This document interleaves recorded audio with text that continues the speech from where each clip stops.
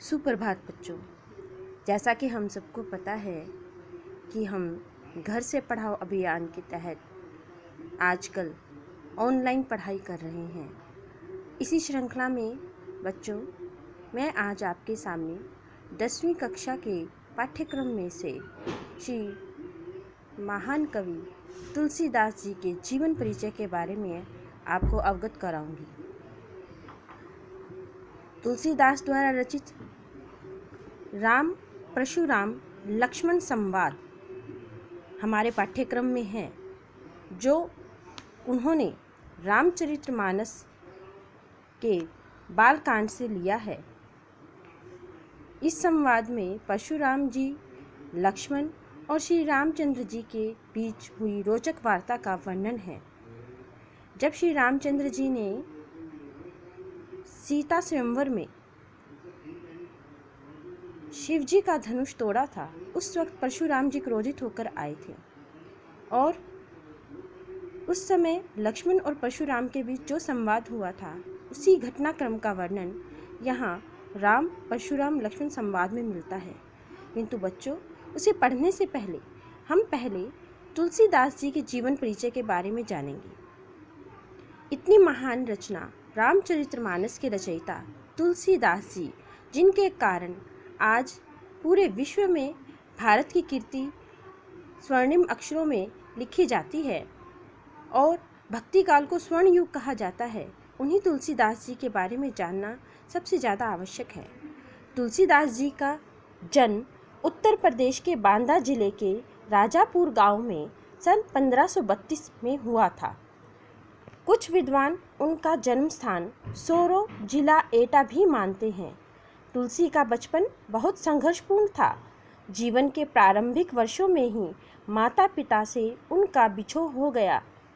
कहा जाता है कि गुरु कृपा से उन्हें राम भक्ति का मार्ग मिला। वे मानव मूल्यों के उपासक कवि थे। राम भक्ति परंपरा में तुलसी अतुलनीय है। रामचरितमानस कवि की अनन्य राम भक्ति और उनके सृजनात्मक कौशल का मनोरम उदाहरण है। उनके राम मानवीय मर्यादाओं और आदर्शों के प्रतीक हैं, जिनके माध्यम से तुलसी ने नीति, स्नेह, शील, विनय, त्याग जैसे उदात्त आदर्शों को प्रतिष्ठित किया।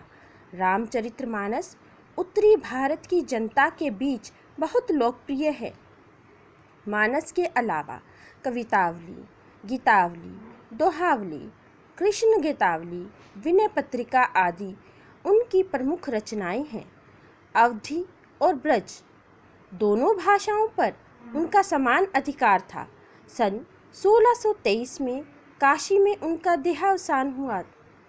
तुलसी ने रामचरितमानस की रचना अवधी में और विनय पत्रिका तथा कवितावली की रचना ब्रज भाषा में की। उस समय प्रचलित सभी काव्य रूपों को तुलसी की रचनाओं में देखा जा सकता है। रामचरितमानस का मुख्य छंद चौपाई है तथा बीच बीच में दोहे, सौरठे, हरिगीतिका तथा अन्य छंद पिरोए गए हैं। विनय पत्रिका की रचना गेय पदों में हुई है। कवितावली में सवैया और कवित छंद की रचना या छटा देखी जा सकती है।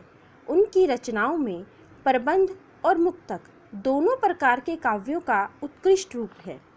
देखा बच्चों, जैसा कि हमने देखा कि तुलसीदास जी का जीवन चरित्र बहुत ही महान है, लेकिन उनके बारे में ये जानना भी बहुत आवश्यक है कि तत्कालीन कवियों में तुलसी सर्वश्रेष्ठ कवि माने गए हैं। आचार्य रामचंद्र शुक्ल जी ने तुलसी को भारत में हिंदी साहित्य के इतिहास में भारतीय काव्य धारा को सबसे अग्रणी ले जाने के लिए उन्हें कवि रत्न की उपाधि, कवि सर्वोपरि सर्वमणि की उपाधि दी है। और तुलसीदास जी हमारे महानतम कवियों में आज भी माने जाते हैं।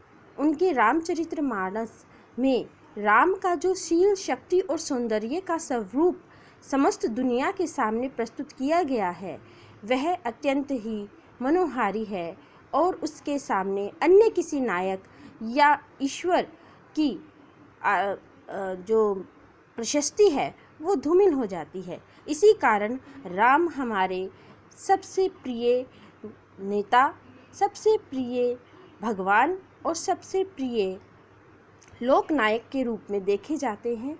और आज भी राम राज्य की कामना तुलसीदास द्वारा कृत रामचरितमानस के मॉडल पर ही की जाती है। अतः बच्चों, तुलसीदास जैसे महान कवि के जीवन प्रसंगों से हमें कुछ सीखना भी चाहिए। कहा जाता है कि तुलसीदास अपने बचपन में ही माता पिता को खो चुके थे। ऐसे में उन्हें प्रेम की बहुत ही चाहना रही। जब उन्हें उनका विवाह किया गया तब वो अपनी पत्नी से काफ़ी आसक्त हो गए, और एक बार जब उनकी पत्नी अपने मायके चली गई तो वो अपनी पत्नी प्रेम में पीछे पीछे उनके साथ ही चल दिए। ऐसे में उन्होंने उफनती हुई नदी को भी पार कर लिया और सर्प को रस्सी समझकर उनके कमरे तक पहुंच गए। जब उनकी पत्नी ने इस प्रसंग को देखा तो उन्हें वो बहुत आहत हुई, और उन्होंने अपने पति से कहा कि जिस प्रकार की प्रतीति, जिस प्रकार का प्रेम आप मुझसे करते हैं, ऐसा प्रेम अगर श्री रामचंद्र जी के चरणों में लगाएं तो अवश्य ही आप मोक्ष की प्राप्ति करेंगे। पत्नी द्वारा खाई डांट से प्रेरित होकर ही तुलसीदास जी ने उसी समय से श्री राम भक्ति में अपने आप को लीन कर लिया और इतनी महान रचनाओं का उन्होंने सृजन किया। जैसा कि हमने आपको बताया है, कवितावली, गीतावली, कृष्ण गीतावली, विनय पत्रिका और रामचरितमानस, ये जो रचनाएं हैं, ये इनके अलावा भी इनकी बहुत सारी रचनाएं हमें देखने को मिलती हैं। तुलसीदास जी को बचपन में ही राम बोला नाम दिया गया। ये उनके उस घटना के कारण मिला था। कहते हैं कि श्री तुलसीदास जी जब पैदा हुए तो उन्होंने पैदा होते ही राम नाम का उच्चारण किया था, तभी से उनका नाम राम बोला भी पड़ा था। अतः बच्चों, तुलसीदास जी के इस प्रकार के प्रसंगों को सुनने के पश्चात जो भी किंवदंतियाँ उनके बारे में प्रचलित हैं, उनसे यही पता चलता है कि तुलसीदास जी एक महान व्यक्तित्व के स्वामी थे, और हमें उनका चरित्र अपने जीवन में अवश्य उतारना चाहिए। नमस्कार।